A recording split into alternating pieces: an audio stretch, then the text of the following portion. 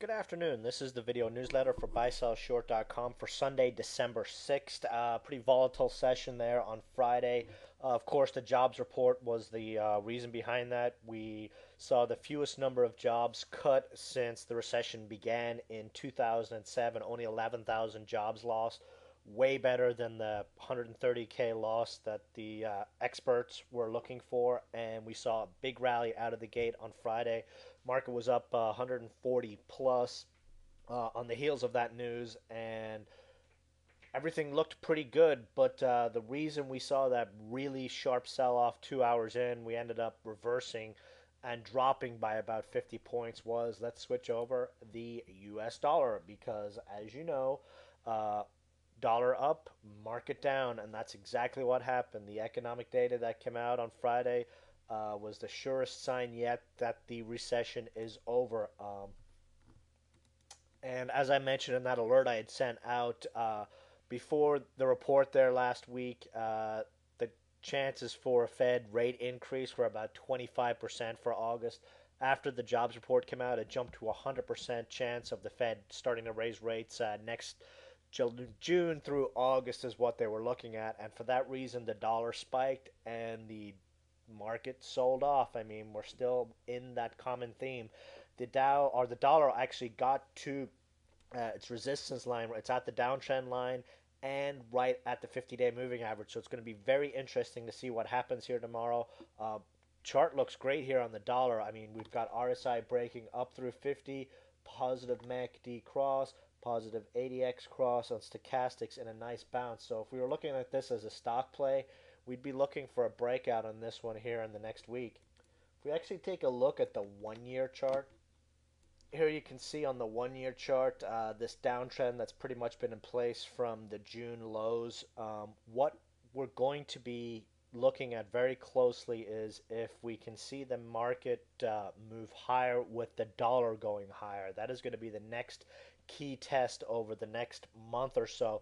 We did do that after the March lows. The dollar rallied to its year highs, and the market still was able to go up. So that's what we're going to be looking at now that Wall Street is able to look at an improving economy as good for companies, and likewise an improving dollar being good for stocks. So that's what we're going to be looking at in the near term.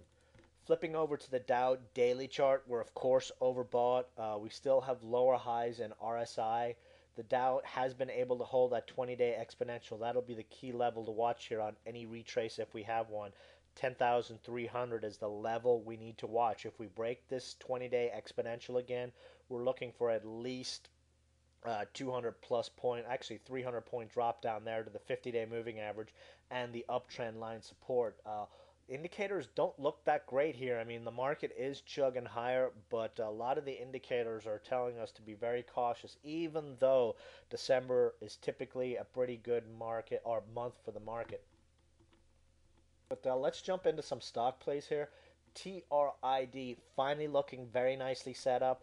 $1.90 would be the breakout on this one. RSI is bouncing nicely now. Stochastics looks like it has a possible bottom in. If you're looking to add to current positions, we'd be waiting for a close above the 20-day exponential. That is at $1.90. And again, our target on this one is at least a move to the 38% Fibonacci retracement level. That is at the 224 level. So that's hopefully we'll see that this week. NEXM, Little Penny Biotech, has been pretty volatile over the last couple of weeks. Nice bottom put in there on Thursday, continuation on Friday. And this kind of setup that we see here on Nexum could see this stock make a move to the 28 to 30 cent level this week. So we'll be looking at this one, adding dips and looking for a bounce to this 28 to 30 cent level. EFJI, another nicely set up chart here. Very, very coiled. Breakout is the 20-day exponential at 114, and we're looking for at least a move to the 50-day moving average. That's at $1.34. We have that positive MACD cross, and stochastics are now peeking its head above the 20 level. So we should see this stock go this week. The only thing it's lacking is volume. Volume comes in here, and we're looking at an easy 25% mover this week. WSTL is another favored play for the next few weeks. Downtrend line here, close over $1.20 should set this one free, and we're looking for a move to $1.40 plus on this one. RSI trying to break up through 50.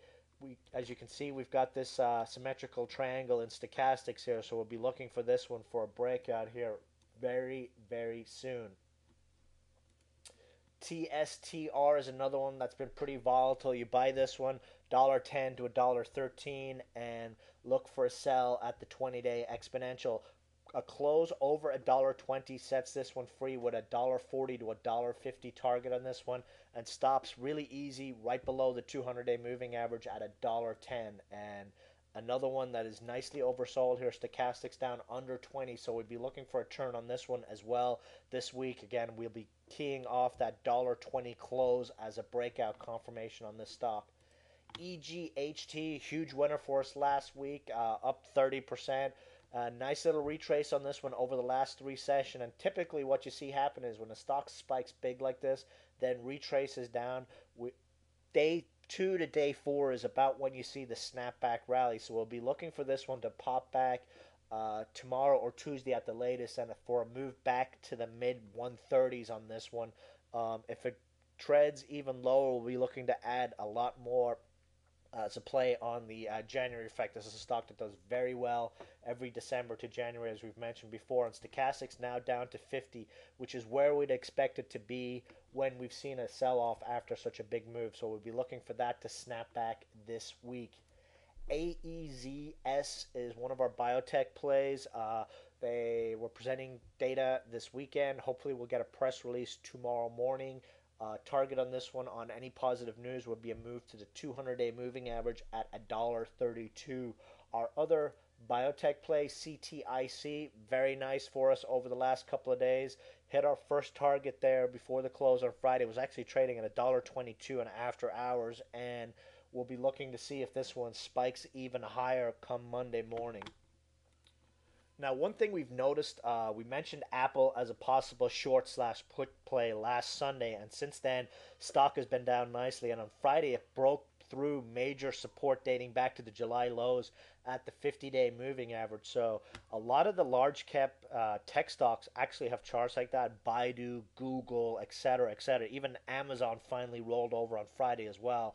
So this is something to pay very close attention to Monday and Tuesday. If we don't see these stocks snap back, then the retrace to the 50-day moving average on the Dow and the overall market is probably set to happen. And these are the kind of stocks, if you're looking to pick up some put plays, these are the ones you'd go after, the high beta ones like Apple, Google, Baidu, the bloated overvalue ones.